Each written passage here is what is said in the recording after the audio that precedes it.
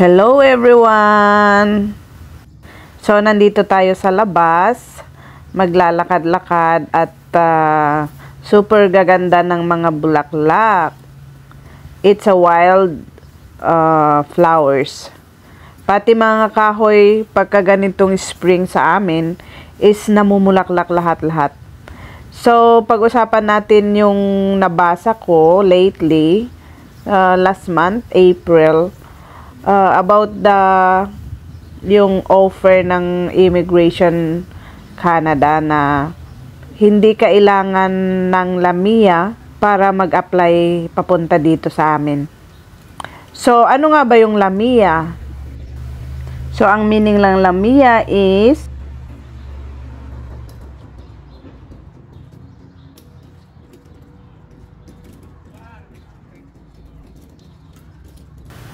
ayan, hindi na raw kailangan ang LAMIA para mag-apply dito sa amin.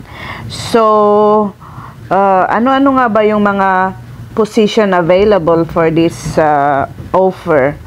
Last month nga, nag-open ang Canada Immigration sa mga skilled workers. Ibig sabihin, yung mga college graduate pa rin. University graduate o kaya yung nagtatrabaho na mga skilled workers natin sa Pilipinas. Sabi sa nabasa ko, itong offer na ito is it will last for 2 years. So ngayon is 2024, so hanggang 2026.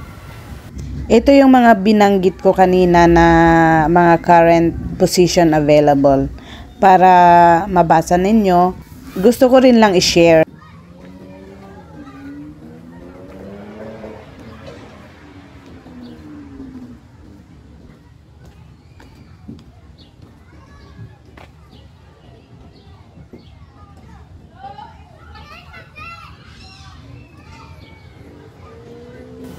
Ayan lahat ang mga available position na kinakailangan nila ngayon.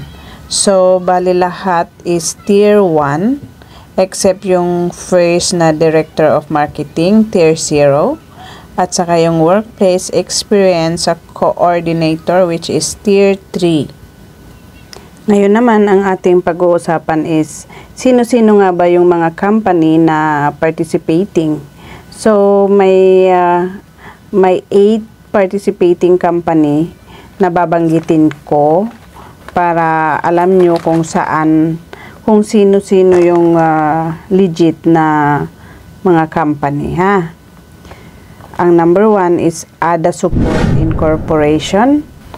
Itong company na to na ADA Support Incorporation is a software company. AI services, parang customer services.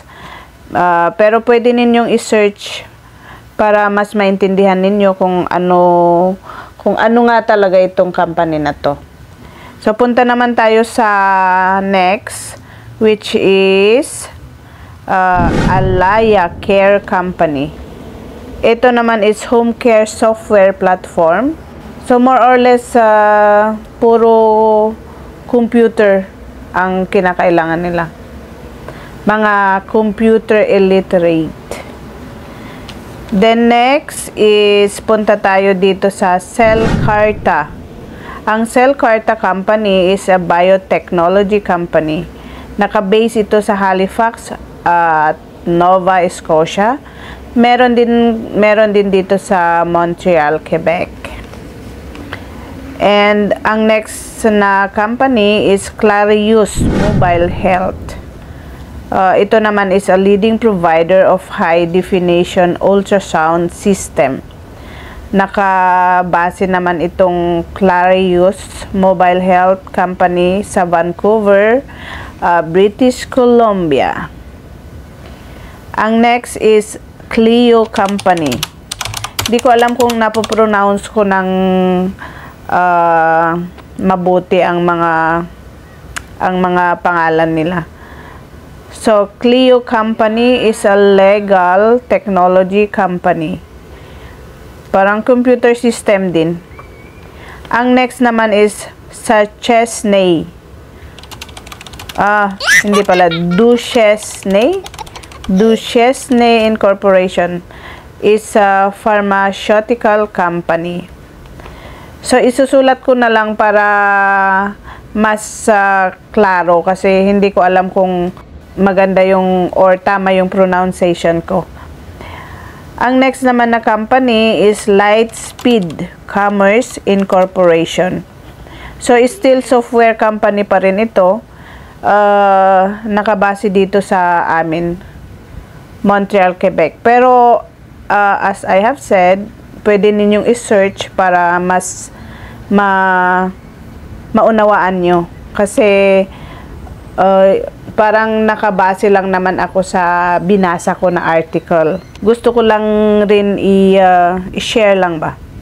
At saka ang last is Vibe Crop Protection Company. Ito is parang chemist. Yung mga chemist natin dyan, pwede kayong mag-apply dito. So, iyan ang mga bali 9 pala, hindi 8 na company. 9 participating company sa offer ng Canada Immigration na hindi kinakailangan ng LAMIA. So, next is, magtanong na lang kayo sa comment section kung gusto nyo. At, please subscribe, Jojo Official. So, how to apply naman? Siyempre, how to apply? Online. Online kayo mag-a-apply. Mag-search lang ninyo ang canada.ca. Tapos, nandun na lahat. Pati itong mga nabanggit ko na company, nandun na. Tapos, ang mga position ninyo, kung gusto ninyong sa ADA, sa Alaya Care, sa Cellcarta, or kung alin yung gusto ninyo, doon makikita nyo lahat. So, mag-apply kayo sa online. Tapos, doon din makikita ninyo kung eligible kayo or not. So, kaya, step 1, get your document checklist. At mag-guide naman kayo sa sa online application ninyo. So, be careful pa rin sa mga scam, maraming fake site. So, doon lang talaga kayo sa sa canada.ca mag-search. Tapos, i-search yung innovation program ng Canada Immigration. April 2024 na offer. Okay guys, yan lang for now. Kung may mga tanong kayo, comment at i-try natin mag-search. Okay. So, sana nagustuhan ninyo din yung mga bulaklak. Ayan, ang gaganda ng mga anong tawag dyan? Mga cherry blossom. Dito lang sa namin, around the area namin. By the way pala guys, itong innovation program ng Canada Immigration, pag nag-apply kayo online, isi-send ng employer ng company ang job offer. So, you have to have a job offer bago kayo magpatuloy mag-apply.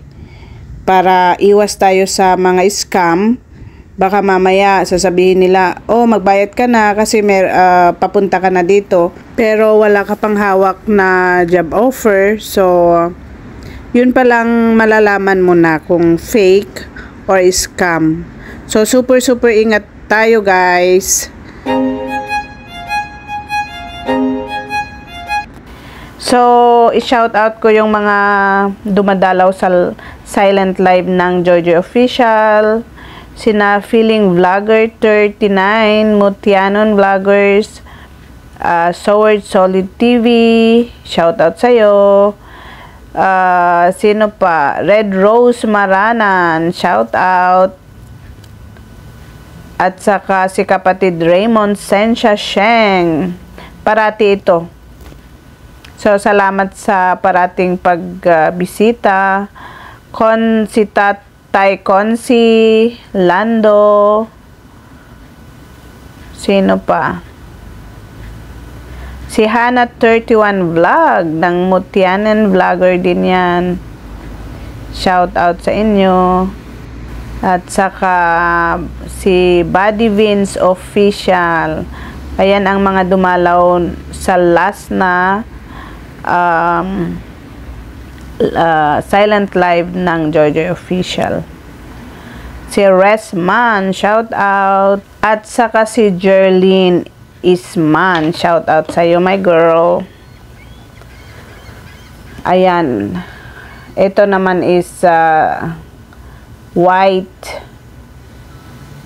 Ewan ko kung cherry blossom pa rin ito.